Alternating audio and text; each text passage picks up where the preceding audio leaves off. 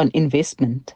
It's believed more than 180 private and public infrastructure projects were halted by the construction mafia in 5 years, costing the economy more than 63 billion rands. The gangs hijack construction sites and demand money or extort protection fees from contractors awarded tenders for infrastructure projects. Stakeholders say a piece of legislation in 2017, which sets aside 30% of public projects for community participation, created a loophole for these groupings through procurement corruption and fragmented policy. The summit heard that the problem is said to have begun in KwaZulu-Natal and has spread to other economic hubs such as Gauteng, the Western Cape and Eastern Cape. Smaller contractors say their reputations are being destroyed by the disruptions. The reality of it is that the majority of the incidents happened to smaller contractors that didn't have the resources. And we feel that those were the contractors that were actually most affected by the site disruptions because they didn't have the resources, financial and human, to deal with this issue. And at the time, and thankfully now the situation is changing, at the time there was a feeling in the industry that there was not support from government and from law enforcement.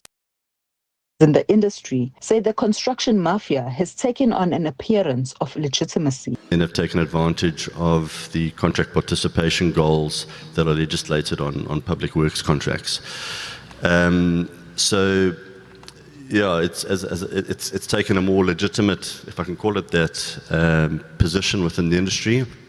And I think we must talk about it like that because it makes it more difficult to actually to unpack and to challenge and to solve.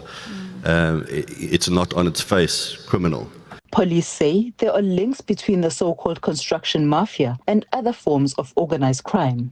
At the end of the day, crimes on construction sites fall under organized crime.